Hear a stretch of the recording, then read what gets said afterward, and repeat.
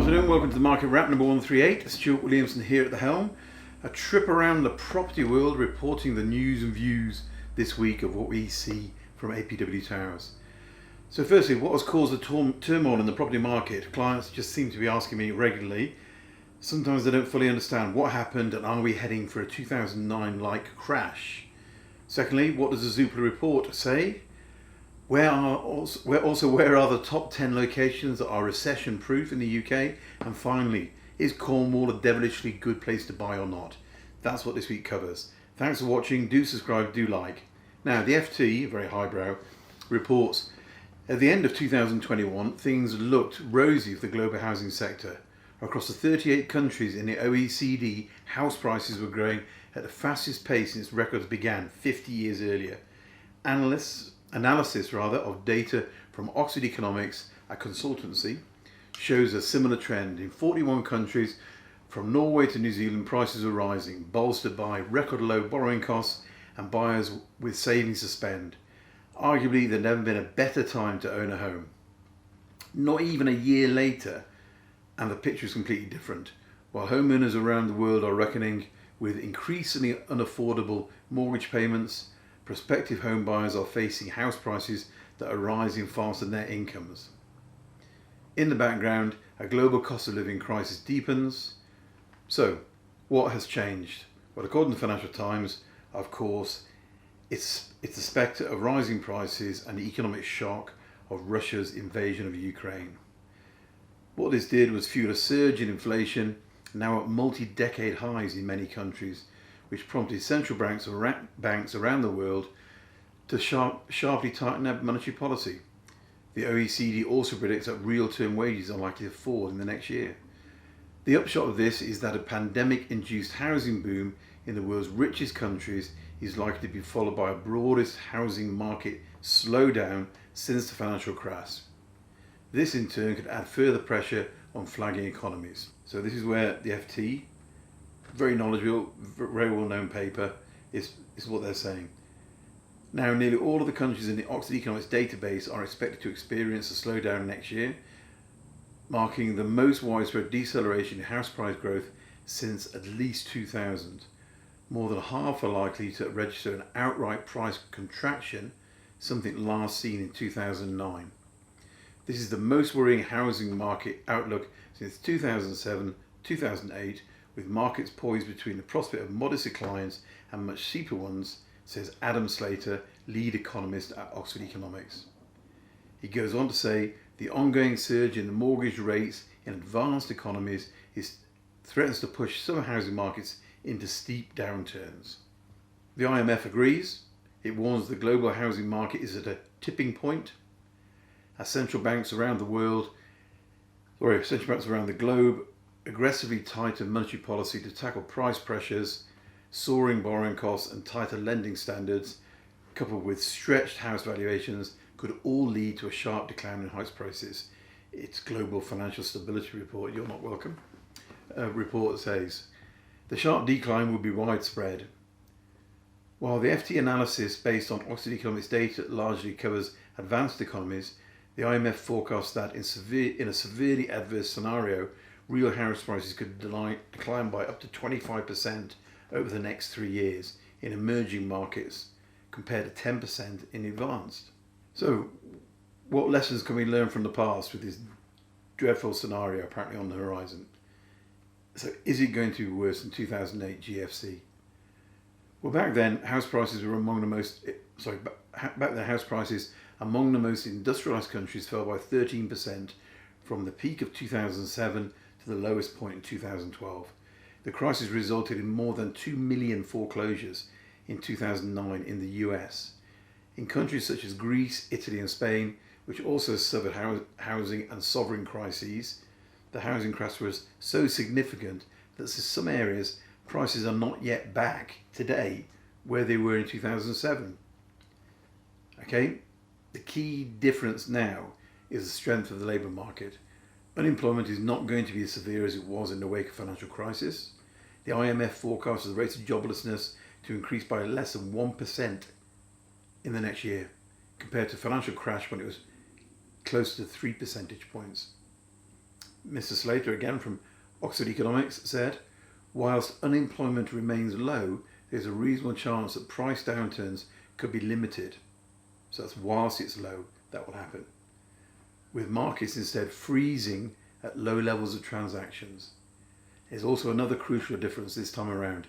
In many markets, including the US, UK, South Africa, Spain and Denmark, households have much lower mortgage debt relative to income than they had before the financial crisis. It's one of the things they did after the financial crisis was much stricter controls.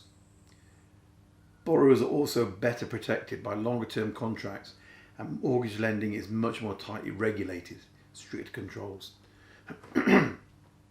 Across Europe, the share of mortgages on floating rates has declined sharply over the past decade, and mortgage deals for 10 years or more have become the normal. This is particularly true in Germany, the Netherlands and Spain. So it sounds like Spain's really got its situation together. Tom Bill, head of the UK research at Knight Frank, a well-known speaker on this channel, says he expects UK prices to revert to where they were in the summer of 2021.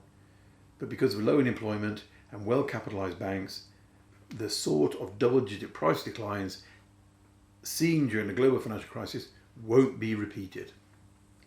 Similarly, in the US, most mortgages are long-term deals, and more than 2/3 of buyers are prime borrowers, compared to only 1 in 4 before the financial crisis.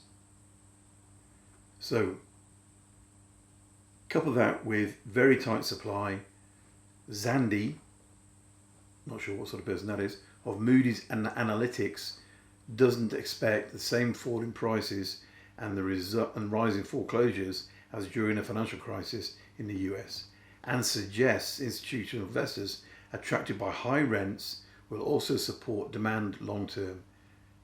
They have stepped to the sidelines for now because they know prices are going to decline, but they won't wait forever, he added. So it's gentlemen. All the signs suggest that the surge in housing demand underpinned by low interest rates is a thing of the past. The market is softening around the world, says Christina Arbelaez, the global economist at Morgan Stanley. We're now starting to see a reversal of last year's housing boom, she warns, but to be clear, we do not expect a repeat of the 2006-2008 housing collapse. Much less highbrow, but still newsworthy, let's look at the Zoopla view in their January UK housing report. The executive summary is simply house price growth ground to a standstill in the Q4 UK 2022, dragging the annual rate of house price inflation lower to plus 0.65%. Most regions registered small price falls in Q4 2022. Demand has rebounded to pre-pandemic levels in line with 2018 and 10% higher than in 2019. They go on to say it's going to be a slow start to Q1. Early buyers are focusing on flats with a shift away from houses in response to higher borrowing costs and a consequent hit to buying power. We expect demand to improve further in the coming months as mortgage rates continue to fall and would-be movers realise that large price falls are not going to happen. It's going to be a slow start to 2023, but we expect demand to pick up in the coming months as the economic outlook becomes clearer and mortgage rates settle around 4 to 4.5%, Richard Donnell, the Executive Director of Research, said. Okay, so away from Zoopla, on to the Sun newspaper. And the Sun, Oracle of All Truth, the 10 areas least affected by falling house prices have been revealed. New analysis by Garrington Property Finders has found that areas which will be almost completely recession-proof. According to the house hunting firm Garrington, the London Borough and Chelsea and Kensington is set to be the least effective area, followed by Westminster, Camden, Swansea and Oxford. The ranking is based on factors including the levels of mortgage debt, the proportion of first-time buyers, price changes in the last year. The firm said that each of the areas have fewer people with mortgages, so are unaffected by rising mortgage rates. Garrington's analysis shows in 27.6% of households in Kensington and Chelsea, they own their home outright. Levels of outstanding mortgage debt in the wealthy borough are exceptionally low, at just 7.3%. It's wealthy. Each of the top 10 are all pretty pricey areas where are almost no first-time buyers, said Garrington. So let's hear what the areas are. You ready? Number 1, Kensington and Chelsea. Number 2, Westminster. Number 3, Camden. Number 4, Swansea. Number 5, Oxford. Number 6, York. Number 7, Cambridge. Number 8, Hammersmith and Fulham. Number 9, Bournemouth. Number 10, Exeter. Now I've got clients in Swansea and they've just bought a flat for £160,000. So I don't quite agree with the no debt, no first time buyers thing. So beware the advice you take, as we say. Be careful. Finally, a look at house prices in Cornwall. A good place to buy. What do we know? The Daily Mail says not, even though we've got headlines such as this. Cornwall house prices have soared during the pandemic. Cornwall house prices increases since the start of lockdown have averaged by 10% per annum, the highest since the financial crisis of 2007. House prices are now at £426,000 and flats at £184,000. But not everywhere, and this is where market knowledge comes in. The Daily Mail, that oracle, reports what has turned a sleepy town into the satanic capital of Britain. Latest census reveals that Bungay, I thought Bungay was in Suffolk, so I don't think the Daily Mail's got that from, 8,500, has more devil worshippers than anywhere else in the UK. Behind the bar at the Green Dragon in Bungay sits a pentagram. So, for dark forces at work, Bungay's the place to be. Serene, sleepy spot in, oh now it says Suffolk. So there we go. Encircled by the River Waveney, with views over lush meadows and peppered with historic buildings, the market town has just been named the Satanist capital of the UK. Recently released official figures from the 2021 census showed that around 1 in 120 of the local population answered Satanism when asked about their religion, 100 times the national average. So, caveat emptor, as they say. Buyer beware. Watch out for what you're buying, where you're buying, get some good advice. Hope you enjoyed the good trip around the world on the news stories. Please do like, subscribe, complete the form below if you'd like to hear more. Thank you very much. Cheerio from Market Wrap number 138.